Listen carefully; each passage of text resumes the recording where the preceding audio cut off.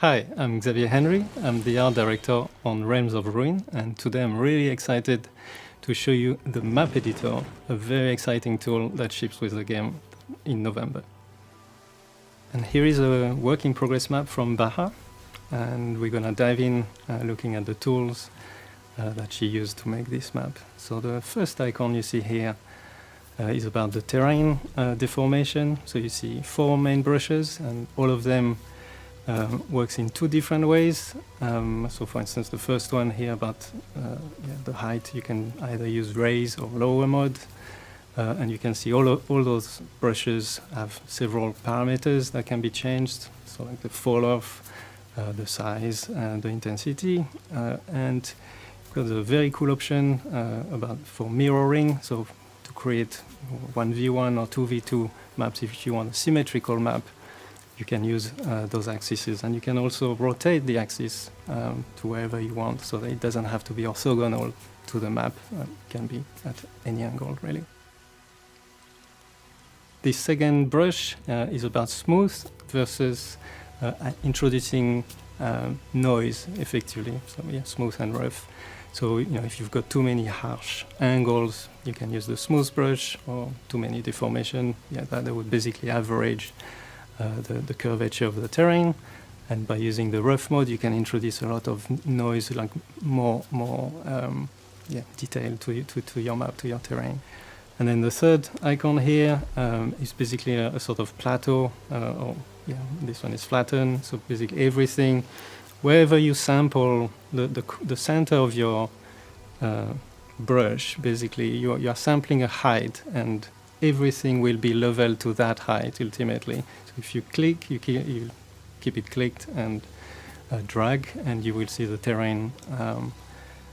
So here it's in flatten, so everything goes lower, and in the next brush, you see everything would be raised to go to that point.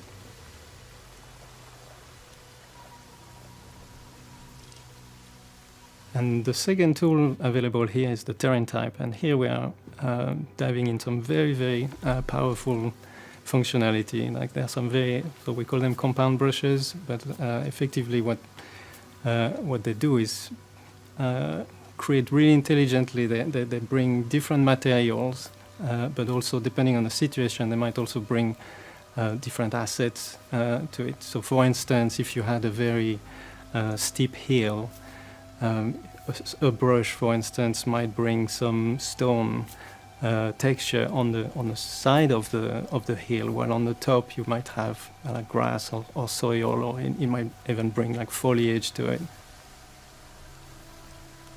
This map basically is using the tundra biome. So we've got actually 4 biomes for you to play with. Those are the same biomes we've used in a campaign. So each biome comes with 4 main different brushes, which all have 3 variants. So ultimately 12 brushes, plus 2 extra brushes for special terrains, like the slow terrain, that basically those 2 terrains affect the gameplay. And so you've got the slow terrain that would slow your units when they cross that terrain.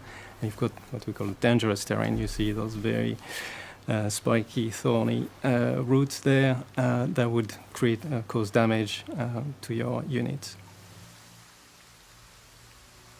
And the third tool available here is the water tool that allows you to create to sculpt really interesting water bodies. You can basically connect different height of water, and you would automatically have the waterfall created.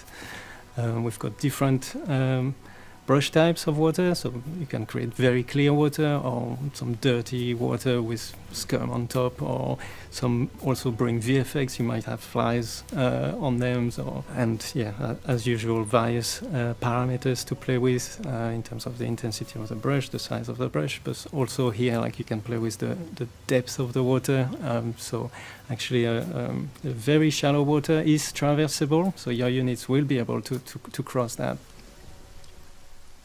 And then we've got the ramp tool, which is basically allowing you to connect different height, and pretty straightforward. And you have various sizes available, and basically, so you can use that to sculpt the terrain, or you can use that also to create a navigable path. So we've got two options, as you can see. The guaranteed walkable absolutely guarantees you that unit would be able to cross that bridge effectively. And the fifth option gives you access to a lot of objects, and the object palette gives you access to plenty of objects, pretty much all the objects we've used on the campaign. You can filter them per families, so you can see, you can filter Stormcast buildings or Stormcast props, like maybe scaffoldings. So for placing objects, the editor gives you a few very useful functionality. So one of them is the terrain snap, so you can literally drag the object across the terrain and automatically it would conform to the relief of the terrain. And then to create playable maps, you're gonna need gameplay objects. So you will need realm gates, where new units would spawn from, and victory points. If you want a winner, you're gonna have to be able to capture those ones. And then command posts, where your troops would rally to by default, and arcane conduits to gather the Ramstone. And for the arcane conduit, you can decide the size of the region that basically dictates the time and the complexity to capture this arcane conduit. So if it's a very small one, as soon as your units are in it, yeah, you would capture it. And if it's a large one, that would take more time. So you can use the map editor either to export to a multiplayer map, but you can also use it to create a diorama, a scene as we call them. And there you can use the character tools. You can basically select any characters from the game and go through all the animations that were used to make the game and choose the frame you are after. And the last tool we'd like to present you is the environment tool that allows you to play with the time of day and the type of weather that your map will be played at. So if you like bright sunny day, you're covered. If you want a more moody dusk setting, you can obviously rotate the sunlight as well. I feel actually those night hounds would benefit more. Yeah, moody, stormy environment. Yeah, that's pretty good. So this was a very brief overview of the map editor. I hope you've enjoyed it, and we really can't wait to see what you're gonna do with this very powerful tool, very fun tool to use when the game releases in November.